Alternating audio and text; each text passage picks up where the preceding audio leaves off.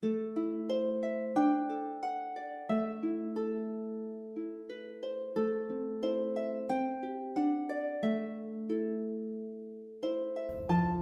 there, my name is Mr. Pete, and I am a fourth grade teacher currently reading The Tale of Despereaux, about to start chapter 17. We finally entered book 2. We met brand new characters. The two main characters that we've met is Chiaroscuro, who we call Roscuro, a rat, and Botticelli, another rat. And we know that Botticelli is definitely evil. We know that he's hypnotizing Roscuro. And we know that chiaroscuro, the term, means dark and light. So as we meet Roscuro, we can find out if that fits him or not. So here we go. We have Botticelli trying to talk Roscuro into torturing prisoners.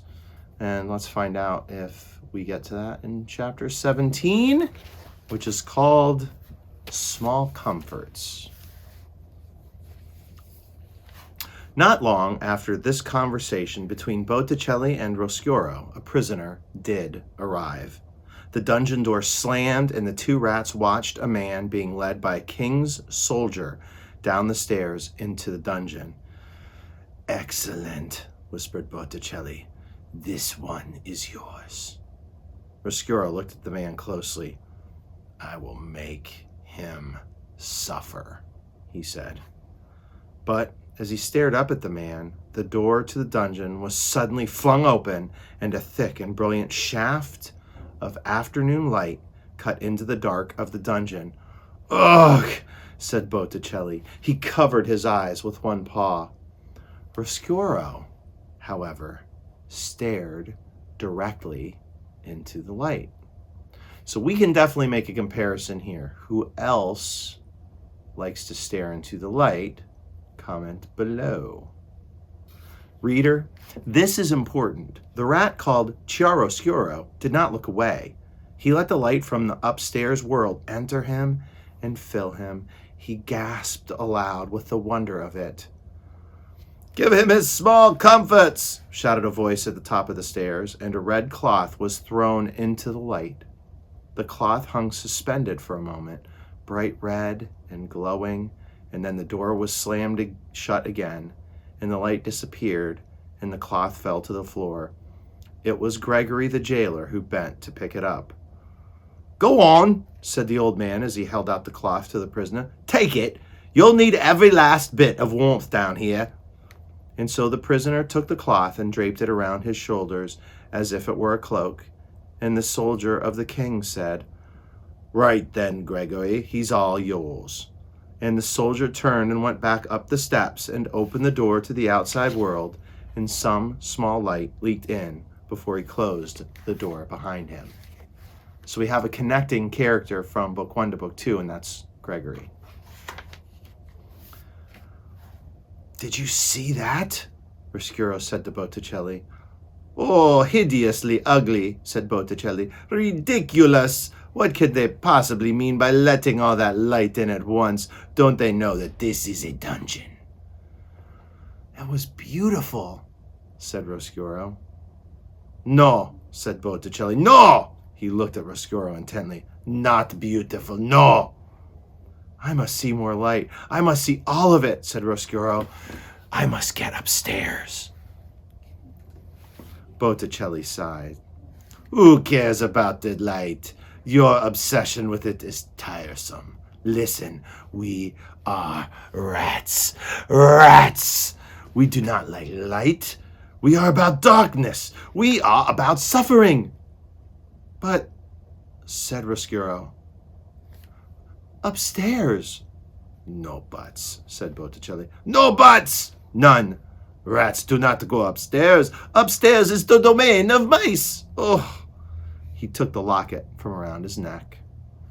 "What," he said, swinging it back and forth, "is this rope made of?" "Whiskers." "The whiskers of whom?" "Mice." "Exactly. And who lives upstairs?"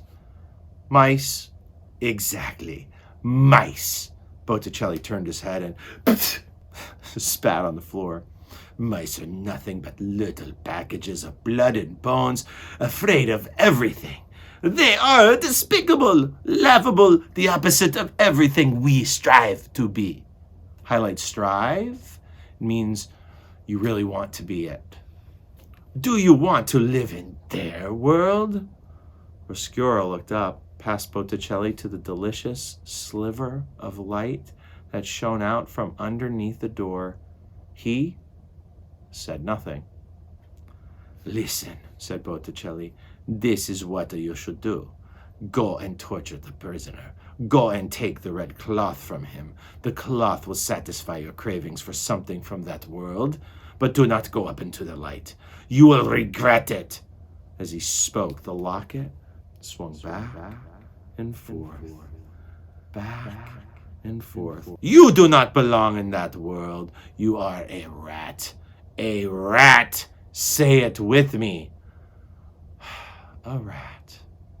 Ah, but you are cheating. You must say, I am a rat, said Botticelli, smiling his slow smile at Roscuro. I am a rat, said Roscuro. Again, said Botticelli, swinging his locket. I am a rat. Exactly, said Botticelli. A rat is a rat is a rat. End of story. World without end. Amen. Yes, said Roscuro. Amen.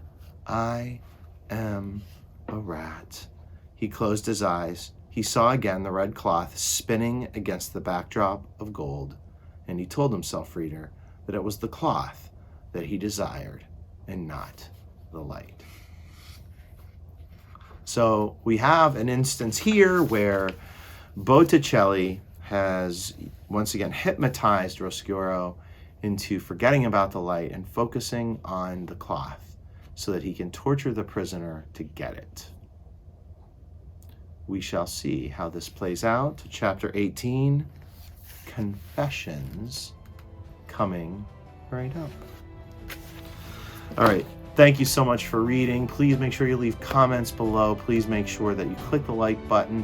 Make sure you subscribe to the channel so you know all the new books that I'm doing. And please, please, please, please, please make sure that you send me messages to let me know if I can add anything new, if I can do anything different. Of course, cannot wait to hear everything they have to say. All right, thank you so much for joining me for KT Camillo's The Tale of Despereaux. Fantastic book. I hope you love it. Let's continue on the next page. Peace, adieu, back and forth, back and forth. Gosh, I hope I didn't hypnotize you. Peace. Find the light.